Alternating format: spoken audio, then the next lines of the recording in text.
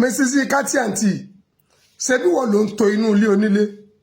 Mrs. Yinka Àǹtì sọ wá yẹ kó jẹ́wọ́. Ó ṣẹlẹ̀ àfọ̀ọ̀nà òdodo ó ti sọ̀rọ̀ nípa ìgbéyàwó ìkọ̀kọ̀ tí àǹtí Yinka Àǹtì tí wọ́n ṣe pẹ̀lú Òbésèré ọmọ Arápálá.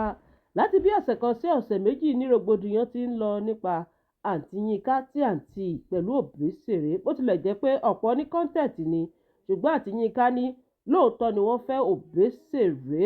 Ẹ̀yin tèmi ẹ gbọ́ nǹkan tí àfọ̀ọ̀nà òdodo sọ nípa ọ̀rọ̀ ìgbéyàwó wọn. Fún gbogbo ẹ̀yin tí ẹ ò tí ì follow àbẹ́ ò tí ì subscribe, ẹ bá wa tẹ subscribe button kó lè máa ta yín lólobó ìgbàkúùgbà tí a bá wá sórí afẹ́fẹ́. Ẹ jẹ́ ìgbé fọ́nrán náà wọlé kájọ gbádùn ètò.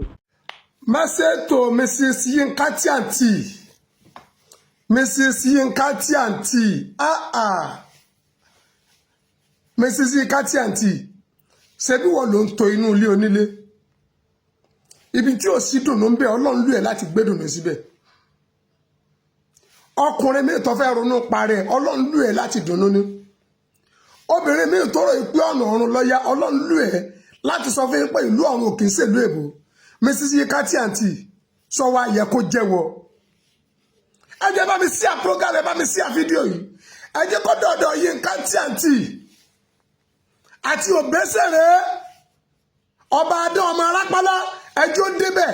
Yinka Àǹtì ìpàkọ́ ògbósù tí orí ẹlẹ́gẹ̀ ló dàrú.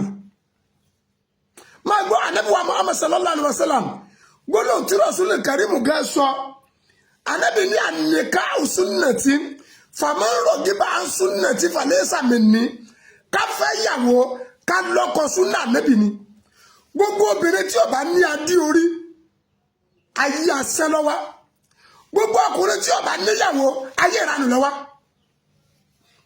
Ẹnu ètò Ọlọ́run àwa kọ́ la lè tògbé sí ayé wa, rìmọ́tù ayé wo sí inú ayé lọ́wọ́ wa, ọwọ́ Ọlọ́run lọ́wọ́. Yinka Àǹtì inú fífi Ọlọ́run lolúwa fi da ìwú àti Alhaji wa Abbas Òbésèré ọmọ Arápálá Ọlọ́run dá yín pọ̀ nìyẹn. Ìpàkọ́ ògbósù ti ní kí lọ́kàn yín pẹ̀lú téèyàn wí.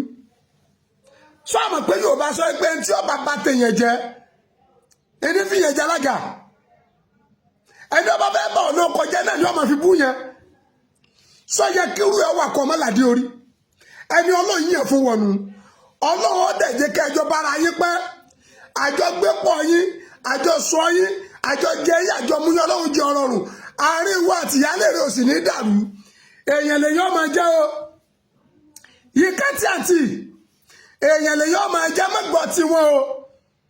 Ajẹgbodò lọ́pọ̀lọpọ̀ ọkùnrin mi o. Ajẹgbodò lọ́pọ̀lọpọ̀ obìnrin mi o tí ń wá ní okúra kí wọ́n lè bá a pọ̀. Yinka Àǹtì, let me tell you fact and true. Bọ́lá ń ṣe fàánú gbọ́ yẹn tí wọ́n àti Alhaji Abbas Òbésèré ọmọ Arápálá tẹ́jọ pàdé hùn. Ọ̀pọ̀lọpọ̀ obìnrin nírú rẹ̀ wù wọ́n lè sọ̀rọ̀ gidi. Yinka wọ́n lè kọrin retí ọ́, wọ́n lè kọrin retí ọ́ torí inú tí ń wù wọ́n lọ́bọ́ mú wọn lọ́wọ́. Mrs. Yinka Àǹtì bó o ṣe bọ́ sọ láì tó ṣe prógámù ṣé ìṣòótọ́ rẹ̀ mi gẹ́ láìkí ẹ. Sọ́tán èmi gẹ́gẹ́ fọ̀fọ́ tì lákì mo fọ́ fún ẹ mo láìkí ẹ mo láìkí accent ẹ. Ọ̀pọ̀lọpọ̀ àwọn ọkùnrin míì tọ́wọ́ jẹ́ pé láìkí táwọn láìkí ẹ ní pé bí ikọ̀ jẹ́yàwó àwọn wọn ní kọ́mẹ́ǹtì tó dáa.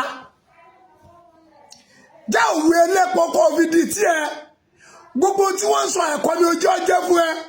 Andrew ìyálé rẹ like your woman, like your mama. Andrew ọkọ rẹ like your father. Kájọ gbé pọ̀ yín, àjọ sọ pọ̀ yín, àjọ rìn pọ̀ yín, kọ́nà wọn wá bá ní fi àlùbáríkà sí. So nígbà tá a bá ti gbọ́ bad comment láàrin ẹ̀yin olólùfẹ́ gbogbo ẹ̀ tí ń comment ẹ̀ ń sọ̀rọ̀ problem tí wọ́n nu ẹ. Yinka Àǹtì láàrin ìwọ àtọ̀rẹ́ mi Alhaji Abbas ọmọ Arápálá ọ̀rẹ́ mi ni àtijọ́ pàdé níwájú former commissioner of Osun State Alhaji Nurudeen Bọ́lá Oyèbámíjí tálàjì Òbésèré gẹ́ wá bẹ́ẹ̀ tó Òbésèré ń sọ bó ṣe nífẹ̀ẹ́ former kiri wá sí lọ́sùn